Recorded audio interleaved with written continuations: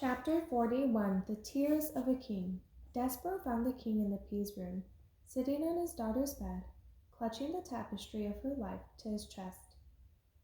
He was weeping, although weeping really is too small of a word for the activity that the king had undertaken.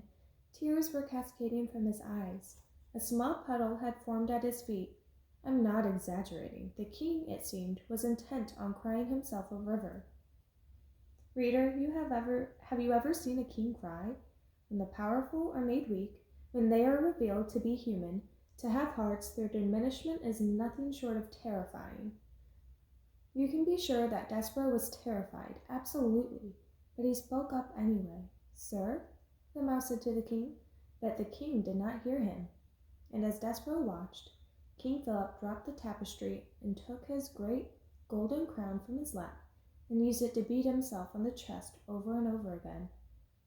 The king, as I have already mentioned, had several faults. He was nearsighted. He made ridiculous, unreasonable, difficult to enforce laws, and much in the way of misery so. He was not exactly the sharpest knife in the drawer. But there is one extraordinary, wonderful, admirable thing about the king. He was a man who was able and willing to love with the whole of his heart. And just as he had loved the queen with the whole of his heart, so too he loved his daughter with the whole of it, even more than the whole. He loved the Princess P with every particle of his being, and she had been taken from him. But what Desperaux had come to say to the king had to be said, so he tried again. "Excuse me," he said. He wasn't certain, really. A mouse should address a king. Sir did not seem like a big enough word. Desperaux thought about it for a long moment. He cleared his throat. He spoke as loudly as he was capable of speaking. "Excuse me, most very honored head person."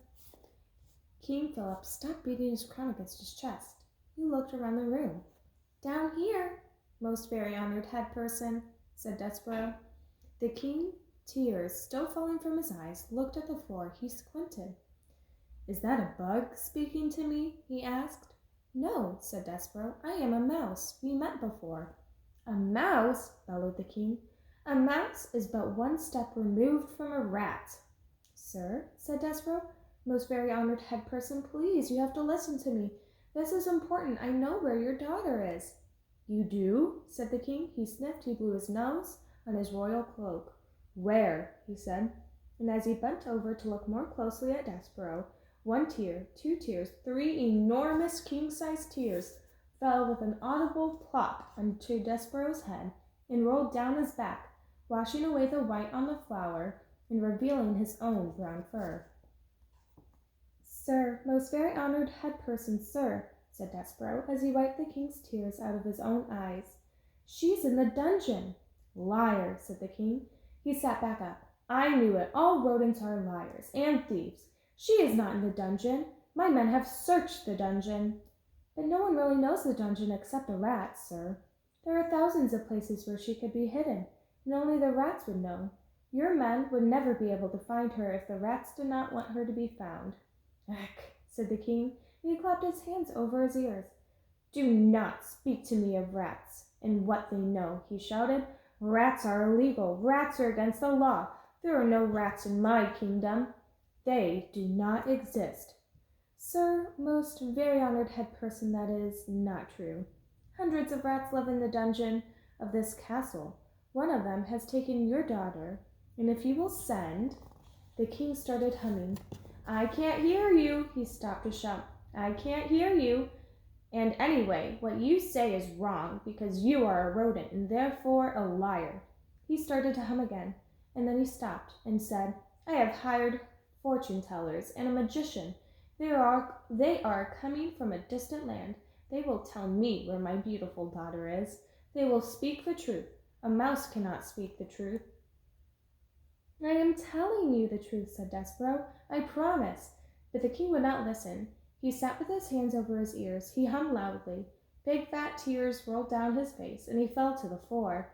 Desperaux sat and stared at him in dismay. What should he do now? He put a nervous paw up to his neck and pulled at the red thread, and suddenly his dream came flooding back to him. the dark and the light, and the knight swinging his sword in the terrible moment when he had realized that the suit of armor was empty. And then, reader, he stood before the king. A wonderful, amazing thought occurred to the mouse. What if the suit of armor had been empty for a reason? What if it had been empty because it was waiting for him? You know me, that was what the knight in his dream had said. Yes, said Desperaux out loud in wonder. I do know you. I can't hear you, sang the king.